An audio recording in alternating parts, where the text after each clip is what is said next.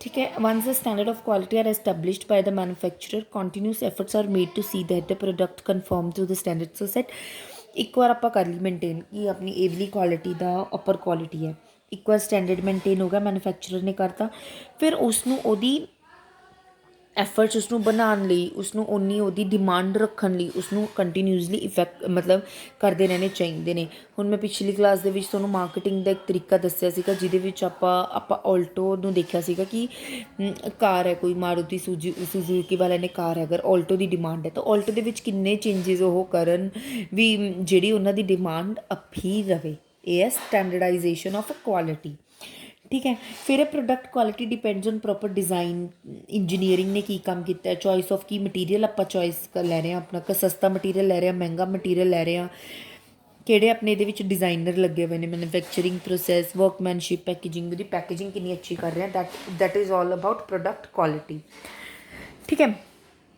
Next आ जाता अपने को प्रोडक्ट लेबलिंग। प्रोडक्ट लेबलिंग दे विच की हुंदा अपना कि एक तो ਆਪਾਂ ਜਦੋਂ ਪ੍ਰੋਡਕਟ ਨੂੰ ਆਪਾਂ ਲੇਬਲ ਕਰਦੇ ਹਾਂ, ਕਿਵੇਂ ਕਰਦੇ ਹਾਂ ਆਪਾਂ ਦੇਖੋ, ਜਿਵੇਂ ਵੀ ਲੇਬਲ ਮਤਲਬ ਇੱਕ ਗ੍ਰਾਫਿਕਸ ਆਪਾਂ ਯੂਜ਼ ਕਰਦੇ ਹਾਂ ਹੁੰਦੇ ਨਾ, ਤੁਹਾਨੂੰ ਮੈਂ ਪਿਛਲੀ ਕਲਾਸ ਦੇ ਵਿੱਚ ਵੀ ਦੱਸਿਆ ਸੀ ਵੀ ਕੁਛ ਡਿਫਰੈਂਟ ਤਰੀਕੇ ਨਾਲ ਲਿਖਣਾ। ਕੈਡਬਰੀ, ਹੁਣ ਆਪਾਂ ਜਦ ਵੀ ਉਹ ਪਾਰਲੇ ਜੀ ਗਰਲ ਦੇਖ ਲੈਂਦੇ ਹਾਂ, ਜਦ ਵੀ ਆਪਾਂ ਪਾਰਲੇ ਜੀ ਗਰਲ ਦੇਖ ਲੈਂਦੇ ਹਾਂ, ਆਪਾਂ ਦੇਖਦੇ ਹਾਂ ਵੀ ਨਹੀਂ ਇਹ ਤਾਂ ਪਾਰਲੇ ਜੀ ਦਾ ਬਿਸਕਿਟ ਹੈ। ਫਿਰ ਆਪਾਂ ਦੇਖਦੇ ਹਾਂ ਅਮੂਲ ਦੀ ਜੋ ਵੀ ਗਰਲ ਬਣੀ ਹੁੰਦੀ ਆ, ਆਪਾਂ ਉਹਨੂੰ ਦੇਖ ਕੇ ਇੱਕਦਮ ਆਈਡੀਆ ਲਗਾ ਲੈਂਦੇ ਹਾਂ ਕਿ ਨਹੀਂ ਇਹ ਅਮੂਲ ਦਾ ਹੀ ਪ੍ਰੋਡਕਟ ਹੈ। That is what is all about labelling. Labelling ਆਪਾਂ ਕਿੱਦਾਂ ਕਰਦੇ ਹਾਂ, ਹੁਣ ਅੱਜ ਕੱਲ੍ਹ ਲੇਬਲਿੰਗ ਦੇ ਵਿੱਚ ਕੀ ਹੋ ਗਿਆ, ਡਿਸਕ੍ਰਿਪਟਿਵ ਲੇਬਲਿੰਗ ਹੋ ਗਈ। ਡਿਸਕ੍ਰਿਪਟਿਵ ਮਤਲਬ ਰਾਈਟਿੰਗ ਦੇ ਵਿੱਚ ਲੇਬਲਿੰਗ ਕਰਨੀ। ਰਾਈਟਿੰਗ ਦੇ ਵਿੱਚ ਆਪਾਂ ਕੀ ਹੁੰਦਾ ਵੀ ਉਹਦੇ ਵਿੱਚ ਆਪਾਂ ਪ੍ਰੋਡਕਟ ਦੇ ਇੰਗਰੀਡੀਐਂਟਸ ਵੀ ਲਿਖਦੇ ਹਾਂ ਕਿ ਪ੍ਰੋਡਕਟ ਦੇ ਵਿੱਚ ਸਾਨੇ ਕੀ ਇੰਗਰੀਡੀਐਂਟ ਯੂਜ਼ ਕੀਤੇ ਹੋਏ ਨੇ, ਕਿਉਂ ਕੀਤੇ ਹੋਏ ਨੇ, ਕਿਉਂਕਿ ਅੱਜ ਕੱਲ੍ਹ ਕੀ ਹੋ ਚੁੱਕਿਆ, ਕੰਜ਼ਿਊਮਰ ਇੰਨਾ ਅਵੇਅਰ ਹੋ ਚੁੱਕੇ ਹੈ ਕਿ ਉਹ ਸਾਰਾ ਕੁਝ ਇੰਗਰੀਡੀਐਂਟਸ ਪੜ੍ਹ ਕੇ ਬਾਕਾਇਦਾ ਤੁਹਾਡੇ ਮੈਨੂਫੈਕਚਰਿੰਗ ਡੇਟ ਲਿਖੋ, ਐਕਸਪਾਇਰੀ ਡੇਟ ਲਿਖੋ। ਕਈ ਪੈਕਿੰਗਸ ਇਹੋ ਜਿਹੀਆਂ ਹੁੰਦੀਆਂ ਨੇ ਵੀ ਜੋ ਤੁਸੀਂ ਇੱਕ ਵਾਰ ਓਪਨ ਕਰਨੀ ਹੋ, ਉਸ ਤੋਂ ਬਾਅਦ ਤੁਸੀਂ 10 ਡੇਜ਼ ਬਾਅਦ ਕੰਜ਼ਿਊਮ ਕਰਨੀਆਂ ਨੇ, ਇਹ ਉਹ ਵੀ ਚੀਜ਼ ਲਿਖੀ ਹੁੰਦੀ ਹੈ ਇਹਦੇ ਵਿੱਚ। ਠੀਕ ਹੈ। ਫੋਰ ਐਗਜ਼ਾਮਪਲ ਇਹਨਾਂ ਨੇ ਦੱਸਿਆ ਹੋਇਆ ਦੇयर is a tin of rasgullas, ਉਹਦੇ ਵਿੱਚ ਉਹਨਾਂ ਦੇ ਕੰਟੈਂਟ ਲਿਖਿਆ ਹੁੰਦਾ, ਸਾਈਜ਼ ਲਿਖਿਆ ਹੁੰਦਾ ਕਿ what is the size of this box and weight of this box, number of pieces ਲਿਖੇ ਹੁੰਦੇ ਨੇ ਕਿ how many pieces are there in the box and ਮਤਲਬ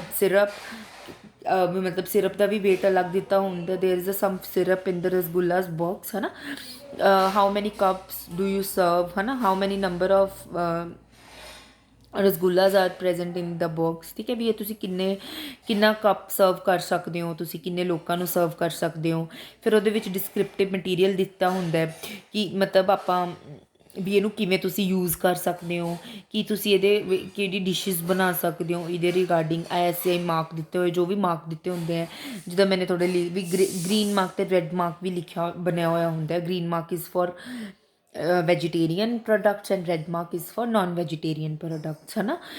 In any country labeling is mandatory in case of food ਦੇ ਵਿੱਚ ਆਪਣੀ labeling is a must। drug ਦੇ ਵਿੱਚ cosmetic product so that manufacturer is to give the detail of his name, place of manufacturer, ਸਭ ਲਿਖਿਆ ਹੋਣਾ ਚਾਹੀਦਾ ਇਹਦੇ ਵਿੱਚ ਵੀ ਜਲਦੀ, ਕਿਉਂਕਿ ਇਹਨਾਂ ਦੀ ਡਿਊਰੇਬਿਲਿਟੀ ਜ਼ਿਆਦਾ ਟਾਈਮ ਦੀ ਨਹੀਂ ਹੁੰਦੀ। ਇਹਨਾਂ ਵਿੱਚ ਮੇਨ ਆਪਾਂ ਨੂੰ ਲਿਖਿਆ ਵੀ ਆਪਾਂ ਫਰੈਸ਼ ਚੀਜ਼ ਯੂਜ਼ ਕਰੀਏ। ਨੇਮ, ਪ੍ਰੋਡਕਟ ਦਾ ਨੇਮ, ਕਿੱਥੇ ਮੈਨੂਫੈਕਚਰ ਹੋਇਆ, ਕਦੋਂ ਮੈਨੂਫੈਕਚਰ ਹੋਇਆ, ਐਕਸਪਾਇਰੀ ਡੇਟ, ਲੋਟ ਔਰ batch number, composition and so on. ਇਹ ਚੀਜ਼ਾਂ ਆਪਾਂ ਪ੍ਰੋਡਕਟ ਦੀ ਲੇਬਲਿੰਗ ਗ੍ਰਾਫਿਕਸ ਦੇ ਵਿੱਚ ਇਨਕਲੂਡ ਕਰਦੇ ਹਾਂ। ਠੀਕ ਹੈ। then the next one is product branding is all about a single name। ਆਪਾਂ ਪਿੱਛੇ ਪੜਿਆ ਸੀ ਨਾ ਸਾਰਾ ਕਿ ਬ੍ਰਾਂਡਿੰਗ ਲਾਈਕ ਨਾਇਕਾ ਕਹਿੰਦੀ ਨਾਈਕ, ਐਡੀਡਾਸ, ਜੋ ਵੀ ਹੋ ਗਏ, ਰੀਬਕ, ਇਹ ਸਭ ਇਹ ਹੋ ਗਏ ਬ੍ਰਾਂਡਿੰਗ। ਆਪਾਂ ਇੱਕ ਪ੍ਰੋਡਕਟ ਨੂੰ ਇੱਕ ਨੇਮ ਦਿੰਦੇ ਹਾਂ ਕਿ ਕਿਸੇ ਹੋਰ ਕੰਪੀਟੀਟਿਵ ਦਾ ਇਹ ਨਾਮ ਨਹੀਂ ਹੁੰਦਾ। ਹੁਣ ਸ਼ੂਜ਼ ਤਾਂ ਆਪਣੇ ਨਾਈਕੀ ਵਾਲੇ ਵੀ ਦੇਣਗੇ, ਐਡੀਡਾਸ ਵਾਲੇ ਵੀ ਦੇਣਗੇ, ਪਰ ਉਹਨਾਂ ਨੂੰ ਡਿਫਰੈਂਸ਼ੀਏਟ ਕੀ ਕਰਦਾ, ਉਹਨਾਂ ਦਾ ਲੇਬਲ, ਹੈ ਨਾ, ਉਹਨਾਂ ਦਾ ਜੋ ਉੱਤੇ ਲੇਬਲ ਲਿਖਿਆ ਹੁੰਦਾ, ਉਹਨਾਂ ਦੇ ਸਾਈਨ ਮਾਰਕ ਹੁੰਦੇ ਨੇ ਪ੍ਰੋਪਰ ਇੱਦਾਂ। ਉਹਦਾ ਸਾਈਨ ਹੋ ਗਿਆ, ਕਈ ਹੁੰਦੇ ਪਿਊਮਾ ਦਾ ਸਾਈਨ ਹੁੰਦਾ ਵੀ ਜੋ ਉਹ ਬਣਿਆ ਹੁੰਦਾ ਹੈ ਨਾ। ਹੁਣ ਇਹਨਾਂ ਨੇ ਦੱਸਿਆ ਹੋਇਆ, ਐਗਜ਼ਾਮਪਲ ਦਿੱਤੀ ਹੋਈ ਹੈ ਇਮਾਮੀ ਫੇਸ ਪਾਊਡਰ ਔਰ ਸੇ Pond's dream flower. What is true of this face powder is true of all the consumer durable and non durable product. ਕਿ ਜੋ ਇਹਨਾਂ ਦੇ ਉੱਤੇ ਲਿਖਿਆ ਹੁੰਦਾ ਆਪਾਂ ਉਹੀ ਕਰ ਲੈਂਦੇ ਹਾਂ ਵੀ ਹਾਂਜੀ ਇਹਨਾਂ ਦੀ ਡਿਊਰੇਬਿਲਿਟੀ ਹੈ। ਕੰਜ਼ਿਊਮਰ ਬਹੁਤ ਜ਼ਿਆਦਾ ਵਿਸ਼ਵਾਸ ਕਰ ਲੈਂਦਾ ਹੁੰਦਾ ਜਿਹੜੇ ਐਵੇਂ ਦੇ ਪ੍ਰੋਡਕਟਸ, ਬ੍ਰਾਂਡਿੰਗ ਪ੍ਰੋਡਕਟਸ ਹੁੰਦੇ ਨੇ। It applies to industrial goods also. A brand is a symbol a mark, a name, a communication which brings about an identity of a given product.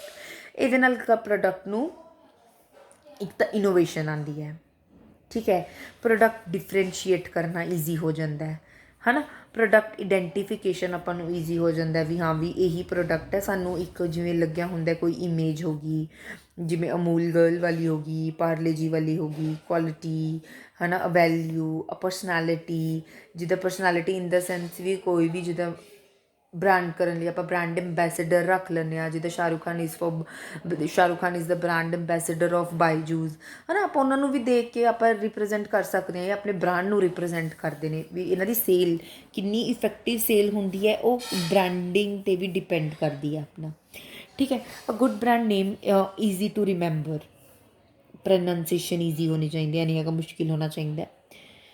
Describe ਦਾ ਪ੍ਰੋਡਕਟ ਔਰ it use, product ਦੇ brand ਦੇ ਵਿੱਚ ਵੀ product ਨੂੰ describe ਕਰੇ ਅਤੇ ਉਹਦੇ uses ਦੱਸੇ। ਛੋਟੇ ਜਿਹੇ ਨਾਮ ਦੇ ਵਿੱਚ ਵੀ ਆਪਾਂ ਨੂੰ ਬਹੁਤ ਕੁਛ ਮਿਲ ਜਾਂਦਾ, ਠੀਕ ਹੈ। ਆਫਟਰ ਜਿੱਦਾਂ ਹੁਣ ਸਵਿਫਟ ਹੈ, ਸਵਿਫਟ ਦਾ ਆਟੋਮੈਟਿਕਲੀ ਨੇਮ ਕੀ ਹੁੰਦਾ, ਫਾਸਟ, ਕਿੰਨਾ ਸਵਿਫਟਲੀ ਫਾਸਟਲੀ ਆਪਾਂ ਕਿੱਦਾਂ ਕਾਰ ਚੱਲਦੀ ਹੈ, ਤਾਂ ਉਹਨਾਂ ਨੇ ਆਪਣਾ ਹਰ ਚੀਜ਼ ਦਾ ਇੱਕ ਇੱਕ ਮਤਲਬ ਹੁੰਦਾ ਹੈ ਨਾ। ਵੀ ਲਿਊਮੀਨੀਅਸ ਇਨਵਰਟਰਸ, ਲਿਊਮੀਨੀਅਸ ਇਨਵਰਟਰਸ, ਲਿਊਮੀਨੀਅਸ ਦਾ ਮਤਲਬ ਕੀ ਹੁੰਦਾ ਵੀ ਆਪਣੀ ਲਿਊਮੀਨੀਅਸ ਮਤਲਬ ਲਾਈਟ ਦੇ ਨਾਲ ਰਿਲੇਟਿਡ ਹੁੰਦੇ ਨੇ, ਵੀ ਹਾਈ ਆਪਾਂ ਨੂੰ ਹਾਈ ਐਨਰਜੀ ਦੇ ਨਾਲ ਆਪਾਂ ਨੂੰ ਇਲੈਕਟ੍ਰੀਸਿਟੀ ਪ੍ਰੋਵਾਈਡ ਹੁੰਦੀ ਹੈ। ਹਰ ਇੱਕ ਦੇ ਨਾਮ ਦੇ ਨਾਲ ਪਿੱਛੇ ਉਸਦਾ ਕੋਈ ਨਾ ਕੋਈ ਮਤਲਬ ਜੁੜਿਆ ਹੁੰਦਾ। ਇੰਡੈਵਰ ਕਾਰ ਦਾ ਨੇਮ ਹੈ, ਇੰਡਿਓਰ ਕਰਨਾ ਮਤਲਬ ਚੁਣੌਤੀਆਂ ਦਾ ਸਾਹਮਣਾ ਕਰਨਾ, ਵੀ ਜਿੰਨੀਆਂ ਵੀ ਕੋਈ ਹਰਡਲਸ ਆਉਣਗੀਆਂ ਇੰਡੈਵਰ ਉਹਦਾ ਮਤਲਬ ਖੁੱਲ੍ਹ ਕੇ ਸਾਹਮਣਾ ਕਰੇਗੀ, ਤਾਂ that is endeavour. Innovation, different innovation ਹੈ ਨਾ। ਹਰ ਪ੍ਰੋਡਕਟ ਦਾ ਇਹਨਾਂ ਦਾ ਆਪਦਾ ਇੱਕ ਨਾਮ ਹੁੰਦਾ ਹੈ, ਆਪਣੀ ਇੱਕ ਡਿਸਕ੍ਰਿਪਸ਼ਨ ਹੁੰਦੀ ਹੈ, ਸਿੰਬਲ ਹੁੰਦਾ ਗਿਵਨ, ਠੀਕ ਹੈ। ਆਫਟਰ ਸੇਲ ਸਰਵਿਸਿਜ਼ ਐਂਡ ਗਰੰਟੀਜ਼, ਹੁਣ ਆਪਾਂ ਨੇ ਕੰਜ਼ਿਊਮਰ ਨੂੰ ਜਦੋਂ ਪ੍ਰੋਡਕਟ ਦਿੱਤਾ, ਮਸ਼ੀਨਰੀ ਕੁਛ ਜਿੱਦਾਂ with every increase in the use of, ਹੁਣ ਅੱਜ ਕੱਲ੍ਹ ਮਸ਼ੀਨਰੀ ਹਰ ਚੀਜ਼ ਮਸ਼ੀਨਰੀ ਹੋ ਚੁੱਕੀ ਹੈ, appliances, equipments, gadgets, there is an inherent need for after sale services such as installations। ਹੁਣ ਆਪਾਂ ਨੂੰ ਦੇਖਦੇ ਨਾ, ਆਪਾਂ ਹੁਣ ਕੋਈ ਵੀ ਪ੍ਰੋਡਕਟ ਮਾਰਕੀਟ ਦੇ ਵਿੱਚ ਲੈਣ ਜਾਈਏ ਤਾਂ ਆਪਾਂ ਸਭ ਤੋਂ ਪਹਿਲਾਂ ਸਰ ਵਾਰੰਟੀ ਕਿੰਨੀ ਹੈ, ਸਰ ਇਸ ਚੀਜ਼ ਦੀ ਗਰੰਟੀ ਕਿੰਨੀ ਹੈ, then what do you mean by warranties, what do you mean by guarantees, ਹੈ ਨਾ। ਸਰਵਿਸਿੰਗ, ਰਿਪੇਅਰਸ, ਸਪੇਅਰ ਪਾਰਟਸ, ਇਹਨਾਂ ਦੇ ਕੁਛ ਕਈ ਵਾਰ ਤਾਂ ਕੀ ਹੁੰਦਾ ਪੂਰੇ ਪ੍ਰੋਡਕਟ ਦੀ ਆਪਾਂ ਨੂੰ ਗਰੰਟੀ ਮਿਲਦੀ, ਕੁਛ ਪਾਰਟਸ ਦੀ ਆਪਾਂ ਨੂੰ ਕਈ ਵਾਰ ਗਰੰਟੀ ਮਿਲ ਜਾਂਦੀ ਹੈ ਜਾਂ ਵਾਰੰਟੀ ਮਿਲ ਜਾਂਦੀ ਹੈ। ਵਾਰੰਟੀ ਇਨ ਦਾ ਸੈਂਸ ਕਿ ਕਾਰਡ 1 ਸੈਕਿੰਡ, ਠੀਕ ਹੈ, ਆਪਾਂ ਨੂੰ ਵਾਰੰਟੀ ਮਿਲ ਜਾਂਦੀ ਹੈ ਕਾਰਡਸ ਦੀ। ਮਤਲਬ ਕਈ ਵਾਰ ਕੀ ਹੁੰਦਾ, ਆਪਾਂ ਹੁਣ ਜਾਂਦੇ ਹਾਂ ਮਾਰਕੀਟ ਦੇ ਵਿੱਚ ਜਾਈਏ, ਅਗਰ ਆਪਾਂ ਫ਼ੋਨ ਲੈ ਕੇ ਆਈਏ ਤਾਂ ਆਪਾਂ ਕਹਿ ਦਿੰਦੇ ਹਾਂ ਨਾ ਫ਼ੋਨ ਜੀ ਵਾਰੰਟੀ ਦੇ ਵਿੱਚ ਹੈ, ਕਿ ਇਨ ਕੇਸ ਅਗਰ 1 ਈਅਰ ਦੇ ਅੰਦਰ ਆਪਣੇ ਫ਼ੋਨ ਦਾ ਕੋਈ ਟੈਕਨੀਕਲੀ ਇਸ਼ੂ ਆਉਂਦਾ, ਇਹ ਨਹੀਂ ਆਪਾਂ ਖੁਦ ਪਾਣੀ ਡਾਲਤਾ ਖ਼ਰਾਬ ਹੋ ਗਿਆ ਤਾਂ ਆਪਾਂ ਦੂਸਰੇ ਕੋਲ ਚਲੇ ਗਏ ਕਿ ਸਾਨੂੰ ਜੀ ਇਹ ਫ਼ੋਨ ਵਾਰੰਟੀ 'ਚ ਹੈ। these all things are noticeable under, you have to change your product under some terms and condition, ਹੈ ਨਾ। ਜੋ ਵੀ ਟਰਮਸ ਐਂਡ ਕੰਡੀਸ਼ਨਸ ਉਹਨਾਂ ਨੇ ਦਿੱਤੀਆਂ ਹੁੰਦੀਆਂ ਨੇ ਉਹਦੇ ਤਹਿਤ ਅਗਰ ਆਪਣਾ ਫ਼ੋਨ ਖਰਾਬ ਹੁੰਦਾ ਤਾਂ ਉਹ ਆਪਾਂ ਨੂੰ ਗਰੰਟੀ ਜਾਂ ਵਾਰੰਟੀ ਦੀ ਸਰਵਿਸ ਆਪਾਂ ਨੂੰ ਪ੍ਰੋਵਾਈਡ ਕਰਦੇ ਨੇ, ਹੈ ਨਾ। Instrument, gadgets, technical equipment will have to establish service policy and a plan for servicing their equipments after sale। ਹੁਣ ਆਪਾਂ ਕੋਈ ਵੀ ਕਾਰ ਲੈ ਲੈਂਦੇ ਹਾਂ, ਸਾਈਕਲ, ਬਾਈਸਾਈਕਲ, ਹੈ ਨਾ, ਕੁਛ ਵੀ ਆਪਾਂ ਮੋਟਰਸਾਈਕਲ, ਆਪਾਂ ਕੁਛ ਵੀ ਲੈਂਦੇ ਹਾਂ, ਆਪਾਂ ਨੂੰ ਸਰਵਿਸ ਕਰਵਾਉਣ ਦੀ ਚਾਹੁੰਦੇ ਹਾਂ ਨਾ, ਕਈ ਵਾਰ ਆਪਾਂ ਨੂੰ 2 ਸਾਲ ਤੋਂ ਫ੍ਰੀ ਸਰਵਿਸ ਪ੍ਰੋਵਾਈਡ ਕਰਦੇ ਨੇ ਕਿ ਆਪਣੀ ਇਕਵਿਪਮੈਂਟ ਨੂੰ ਅੱਛਾ ਇਨਹਾਂਸ ਕਰਨ ਲਈ, ਆਪਣੀ ਸੇਲ ਨੂੰ ਵਧਾਉਣ ਲਈ। Mechanical service is an important sale assets, it is instrument. ਉਹ ਇਹ ਬਹੁਤ ਹੈਲਪ ਕਰਦਾ ਆਪਾਂ ਨੂੰ ਅਗਰ ਆਪਾਂ ਆਫਟਰ ਸੇਲ ਸਰਵਿਸਿਜ਼ ਦਿੰਦੇ ਹਾਂ, ਦੈਟ ਵਿਲ ਬੀ ਮਤਲਬ huge helpful for the manufacturer to increase his ਔਰ sale। The heart of sound service policy is the product guarantee or warranty, which define the producer liability for defect in materials or workmanship over a certain period of time ranging from 1 year to 5 year under normal circumstances। ਉਹ ਇਹ ਨਾ ਕਿ ਜੋ product ਇਹ ਮਤਲਬ ਜੋ ਵੀ producer ਦੀ liability ਹੁੰਦੀ ਹੈ ਕਿ ਅਗਰ ਕੁਛ ਡਿਫੈਕਟ ਆ ਜਾਵੇ ਮਟੀਰੀਅਲ ਦੇ ਵਿੱਚ ਤਾਂ ਉਸਦੀ ਟਾਈਮ ਰੇਂਜਿੰਗ ਦੇ ਦੌਰਾਨ ਵੀ 1 ਈਅਰ ਅਤੇ 5 ਈਅਰ ਦੇ ਨੋਰਮਲ ਸਰਕਮਸਟਾਂਸਿਸ ਦਿੱਤੇ ਹੁੰਦੇ ਨੇ, ਵੀ 1 ਈਅਰ ਦੇ ਅੰਦਰ ਤੁਸੀਂ ਕਰਵਾ ਸਕਦੇ ਹੋ 5, ਕਿਉਂਕਿ ਉਹਨਾਂ ਨੂੰ ਪਤਾ ਹੁੰਦਾ ਅਗਰ 1 ਈਅਰ ਦੇ ਵਿੱਚ ਉਹ ਨਹੀਂ ਖਰਾਬ ਹੋਇਆ ਤਾਂ ਉਹਨਾਂ ਦੀ ਡਿਊਰੇਬਿਲਿਟੀ ਲੌਂਗ ਟਰਮ ਲਈ, ਅਗਰ ਉਹ ਖਰਾਬ ਹੋ ਰਿਹਾ ਤਾਂ ਖੁਦ ਚੇਂਜ ਕਰਕੇ ਤੁਹਾਨੂੰ ਦਿੰਦੇ ਨੇ। Every manufacturer should determine as to who shall be responsible for service to customers.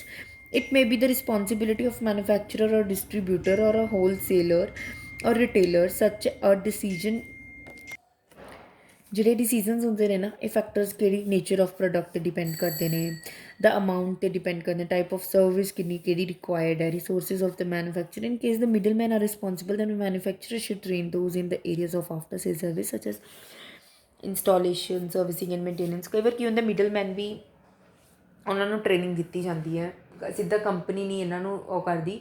ਹੁਣ ਜਿੱਦਾਂ ਮੈਨੇ ਫੋਨ ਹੈ ਆਪਣਾ ਕੋਈ ਆਪਣੀ ਕਿਸੇ ਸ਼ੌਪ ਤੋਂ ਨੀਅਰ ਬਾਈ ਸ਼ੌਪ ਤੋਂ ਲੈ ਲਿਆ, ਉਹਨਾਂ ਨੇ ਮੈਨੂੰ 1 ਈਅਰ ਦੀ ਵਾਰੰਟੀ ਦਿੱਤੀ, ਮੈਂ ਤਾਂ ਉਹ ਸ਼ੌਪ ਵਾਲੇ ਕੋਲ ਹੀ ਜਾਊਂਗੀ ਨਾ। I don't go to the direct to the organization from where the product is manufactured, ਹੈ ਨਾ। ਤਾਂ ਮੈਂ ਤਾਂ ਸਿਰਫ ਉਹ ਸ਼ੌਪ ਵਾਲੇ ਕੋਲ ਜਾਊਂਗੀ, ਸ਼ੌਪ ਵਾਲੇ ਨੂੰ ਕਹੂੰਗੀ ਹਾਂਜੀ ਜੀ ਮੈਨੇ ਆਪਣਾ ਪ੍ਰੋਡਕਟ ਨੂੰ ਠੀਕ ਕਰਾਉਣਾ ਤਾਂ ਮੈਨੂੰ ਤੁਸੀਂ ਪ੍ਰੋਡਕਟ ਦੀ ਸਰਵਿਸ ਦਿਓ। ਤਾਂ ਮਿਡਲ ਮੈਨ ਕੋਲ ਵੀ ਇੰਨੀ ਟ੍ਰੇਨਿੰਗ ਹੁੰਦੀ ਹੈ ਕਿ ਉਹ ਆਪਣਾ ਪ੍ਰੋਡਕਟ ਅੱਗੇ ਜਾਂ ਤਾਂ ਉਹ ਠੀਕ ਕਰਕੇ ਦਿੰਦੇ ਨੇ ਆਪਾਂ ਨੂੰ, ਜਾਂ ਅੱਗੋਂ ਕਰਕੇ ਦਿੰਦੇ ਨੇ ਸਰਵਿਸ, ਆਪਣੀ ਔਰਗਨਾਈਜੇਸ਼ਨ ਤੋਂ ਸਰਵਿਸ ਆਪਾਂ ਨੂੰ ਪ੍ਰੋਵਾਈਡ ਕਰਕੇ ਦਿੰਦੇ ਨੇ। ਠੀਕ ਹੈ। The next topic is the place mix. Place mix ਦੇ ਵਿੱਚ ਆਪਾਂ ਕਿੱਥੇ ਆਪਣੇ ਪ੍ਰੋਡਕਟ ਨੂੰ ਟਰਾਂਸਪੋਰਟ ਕਰ ਸਕਦੇ ਹਾਂ, ਕਿੱਥੇ ਸਟੋਰ ਕਰ ਸਕਦੇ ਹਾਂ, ਇਨਵੈਂਟਰੀ ਲੈਵਲਸ ਐਂਡ ਡਿਵਰਸੀਫਿਕੇਸ਼ਨ। ਠੀਕ ਹੈ। ਦ ਚੈਨਲਸ ਆਫ ਡਿਸਟਰੀਬਿਊਸ਼ਨ, ਕਿਹੜੇ ਚੈਨਲਸ ਥਰੂ ਆਪਾਂ ਆਪਣੇ ਪ੍ਰੋਡਕਟ ਨੂੰ ਡਿਲੀਵਰ ਕਰਦੇ ਹਾਂ। Place or distribution mix stands for the matching arrangement for the smooth flow of goods and the services from the producer to the consumer। जब मतलब end consumer को product पहुँचे, it is concerned with creation of place, time and possession utilities। In other words, it signifies two things, namely physical distribution and the channel of distribution। ठीक है। Physical distribution के अंदर तो मतलब आप direct आप डिस्ट्रीब्यूट कर रहे हैं, चैनल ऑफ डिस्ट्रीब्यूशन थ्रू आप डिफरेंट चैनल्स थ्रू करिए। ट्रांसपोर्टेशन का मतलब की होंदा है, a selection is to be made of the transportation ਦੇ ਵਿੱਚ ਕੀ ਹੁੰਦਾ ਹੈ ਕਿ ਆਪਾਂ a selection is to be made of the most efficient, economical, rapid and dependable mode of transport for the firm product, taking into account rail roads mode.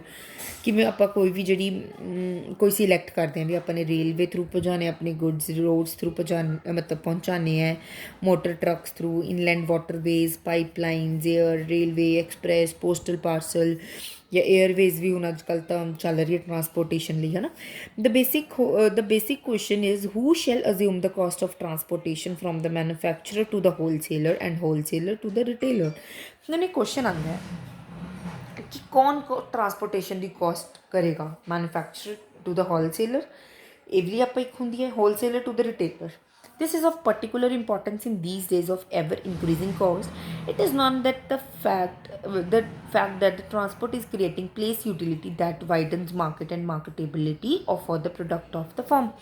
ਹੁਣ ਇਹਦੇ ਵਿੱਚ ਕੀ ਹੁੰਦਾ ਵੀ ਪਹਿਲਾਂ ਤਾਂ ਇਹ ਕੁਐਸਚਨ ਆਉਂਦਾ ਵੀ ਕਾਸਟ ਕੌਣ ਇਹਦੀ ਬੀਅਰ ਕਰੇਗਾ, ਫਿਰ ਇੱਕ ਕੁਐਸਚਨ ਆਉਂਦਾ ਕਿ ਇੱਕ ਤਾਂ ਟਰਾਂਸਪੋਰਟ ਆਪਾਂ ਨੂੰ ਹੈਲਪ ਕਰ ਰਹੀ ਹੈ ਕਿ ਆਪਾਂ ਘਰ ਬੈਠੇ ਆਪਣਾ ਪ੍ਰੋਡਕਟ ਦਾ ਆਪਾਂ ਆਨੰਦ ਲੈ ਸਕਦੇ ਹਾਂ। ਹੁਣ ਇਹ ਵਾਈਡਨਸ ਮਾਰਕੀਟ, ਪਹਿਲਾਂ ਕਿਤੇ ਉਹ ਮਤਲਬ ਜਿਹੜੇ ਕੰਪਨੀ ਵਾਲੇ ਨੇ ਉਹ ਹੋਲਸੇਲਰ ਨੂੰ ਦੇਣਗੇ, ਹੋਲਸੇਲਰ ਤੱਕ ਪਹੁੰਚੇਗਾ, ਫਿਰ ਹੋਲਸੇਲਰ ਰਿਟੇਲਰ ਤੱਕ, ਫਿਰ ਰਿਟੇਲਰ ਕਸਟਮਰ ਨੂੰ ਦੇਗਾ। ਦੇਖੋ ਕਿੰਨੀ ਮਾਰਕੀਟ ਵਾਈਡ ਹੋ ਰਹੀ ਹੈ ਨਾ। ਫਿਰ ਕੀ ਹੈ 5 possible alternative, namely FOB, free on board policy, under which the buyer pay the transport cost। ਹੁਣ ਦੱਸਿਆ ਹੋਇਆ ਨਾ ਵੀ ਕੌਣ ਪੈਸਾ ਪੇ ਕਰੇਗਾ, ਆਪਾਂ ਉਹਨੂੰ ਅੱਗੇ ਰੀਡ ਕਰਾਂਗੇ। free on board policy, under which the buyers ਜੋ ਖਰੀਦ ਰਿਹਾ ਹੈ pay the transport cost from the point of shipment to the point of purchase। ਅਗਰ ਹੁਣ ਆਪਾਂ ਜਿਵੇਂ ਆਪਾਂ ਨੇ ਪਰਚੇਜ਼ ਕੀਤਾ ਪ੍ਰੋਡਕਟ, ਕੋਈ ਸ਼ਿਪਮੈਂਟ ਥਰੂ ਵੀ ਆਪਣੇ ਕੋਲ ਪਹੁੰਚ ਗਿਆ, ਜਿੰਨਾ ਆਪਣੇ ਟਰਾਂਸਪੋਰਟੇਸ਼ਨ ਦਾ ਕੋਸਟ ਹੈ ਉਹ ਬਾਇਰ ਪੇ ਕਰਦੇ ਜੋ ਖਰੀਦ ਰਹੇ ਹੈ। ਰੈਪਿਡ ਔਰ delivered policy, under which seller pay all the shipping cost from the seller point of customer point to customers point, ਮਤਲਬ ਸੈਲਰ ਪੇ ਕਰਦੇ ਇਹਦੇ ਵਿੱਚ ਸਾਰਾ। ਫਰਾਈਟ ਅਲਾਊਂਸਿਸ, ਕਈ ਹੁਣ ਫਰਾਈਟ, ਮੈਨੂੰ ਇੱਕ ਵਾਰ ਪਾਪਾ ਨੇ ਦੱਸਿਆ ਸੀ ਚੁੰਗੀ ਕਹਿੰਦੇ ਨੇ ਫਰਾਈਟ ਨੂੰ ਸ਼ਾਇਦ, I guess. Freight allowance policy, in which sellers allow the buyer a certain portion of the transportation cost involved in getting the goods from the seller to the buyers। ਉਹ ਗੁੱਡਸ ਦੇ ਵਿੱਚ ਹੀ ਟਰਾਂਸਪੋਰਟੇਸ਼ਨ ਕੋਸਟ ਉਹ include ਕਰਕੇ ਉਹ seller ਬਾਇਰ ਨੂੰ ਦਿੰਦਾ ਹੈ। ਤਾਂ ਆਟੋਮੈਟਿਕਲੀ ਕੌਣ ਪੇ ਕਰ ਰਿਹਾ, ਸੈਲਰ ਹੀ ਪੇ ਕਰ ਰਿਹਾ। Average transportation charge policy, in which buyer pay an uniform charge on all the shipment regardless of their location in respect of the seller's shipping point। ਇਹਦੇ ਵਿੱਚ ਵੀ ਸੈਲਰੀ ਪੇ ਕਰ ਰਿਹਾ। ਸ਼ਿਪਮੈਂਟ ਚਾਰजेस ਜੋ ਵੀ ਹੈ ਉਹਦੀ ਕੋਈ ਵੀ ਐਕਟੀਵਿਟੀਜ਼ ਹੁੰਦੀਆਂ ਨੇ ਉਹਦੇ ਜਿੰਨਾ ਵੀ ਸ਼ਿਪਮੈਂਟ ਤੱਕ ਪਹੁੰਚਣ ਦਾ ਖਰਚਾ ਹੁੰਦਾ ਉਹ ਵੀ ਸਾਰਾ ਬਾਇਰ ਪੇ ਕਰ ਰਿਹਾ। Basic point policy under which buyer pay the cost of transport from a basing point regardless of whether shipment originated at basing point or elsewhere either within or with the basing point area। ਮਤਲਬ ਇਹਦੇ ਵਿੱਚ ਕੌਣ ਪੇ ਕਰ ਰਿਹਾ? ਬਾਇਰ pay ਕਰ ਰਿਹਾ automatically. The transportation policy its choice is influenced by at least 7 factors namely ਕਿਵੇਂ ਹੁੰਦੀ ਹੈ ਟਰਾਂਸਪੋਰਟੇਸ਼ਨ ਪॉलिसी ਕਿਹਦੇ ਫੈਕਟਰ ਦੇ 7 ਫੈਕਟਰਸ 'ਤੇ ਆਪਾਂ ਉਹ ਕਰਦੇ ਹਾਂ ਇਨਫਲੂਐਂਸ ਹੁੰਦੀ ਹੈ। Consumer demand, advertising, plant location, profit, warehouse facility, competition and product value. ਜਿੰਨੀ ਉਹਦੀ ਡਿਮਾਂਡ ਹੋਊਗੀ ਕੰਜ਼ਿਊਮਰ ਦੀ ਡਿਮਾਂਡ ਉਨੀ ਵਾਈਡਨਸ ਮਾਰਕੀਟ ਹੋਏਗੀ ਉਨੀ ਆਪਾਂ ਨੂੰ ਟਰਾਂਸਪੋਰਟੇਸ਼ਨ ਫੈਸਿਲਿਟੀ ਦੇਣੀ ਪਏਗੀ। ਜਿੰਨੀ ਆਪਾਂ ਫਰਦਰ ਆਪਾਂ ਲੌਂਗ ਐਡਵਰਟੀਜ਼ਮੈਂਟ ਕਰਦੇ ਹਾਂ ਅੱਜ ਮੇਰੇ ਨੌਰਥ ਹੈ ਮੇਰੀ ਐਡਵਰਟੀਜ਼ਮੈਂਟ ਮੇਰਾ ਕੋਈ ਇੰਡਸਟਰੀ ਨੌਰਥ 'ਚ ਹੈ ਮੇਰੀ ਐਡਵਰਟੀਜ਼ਮੈਂਟ ਸਾਊਥ 'ਚ ਵੀ ਜਾ ਰਹੀ ਹੈ ਤਾਂ ਮੈਨੂੰ ਸਾਊਥ 'ਚ ਵੀ ਡਿਲੀਵਰ ਕਰਨਾ ਪਏਗਾ। ਇਫੈਕਟਿਵ ਐਡਵਰਟੀਜ਼ਮੈਂਟ ਹੋਣੀ ਚਾਹੀਦੀ ਹੈ। ਮੇਰਾ ਪਲਾਂਟ ਲੋਕੇਟ ਕਿੱਥੇ ਹੈ ਵੀ ਮੇਰੀ ਕੰਪਨੀ ਜਾਂ ਔਰਗਨਾਈਜੇਸ਼ਨ ਕਿੱਥੇ ਹੈ ਮੈਨੂੰ ਕਿੰਨਾ ਪ੍ਰੋਫਿਟ ਚਾਹੀਦਾ ਮੇਰੀ ਵੇਅਰ ਹਾਊਸ ਫੈਸਿਲਿਟੀਜ਼ ਕਿੱਥੇ ਕਿੱਥੇ ਤੱਕ ਨੇ ਮੇਰਾ ਕੰਪੀਟੀਸ਼ਨ ਕੀ ਹੈ ਮੇਰੀ ਪ੍ਰੋਡਕਟ ਦੀ ਵੈਲਿਊ ਕੀ ਹੈ। ਨੈਕਸਟ ਆਪਾਂ ਵੇਅਰ ਹਾਊਸਿੰਗ ਕੱਲ੍ਹ ਦੀ ਕਲਾਸ ਦੇ ਵਿੱਚ ਕਰਦੇ ਹਾਂ। ਠੀਕ ਹੈ, ਥੈਂਕ ਯੂ।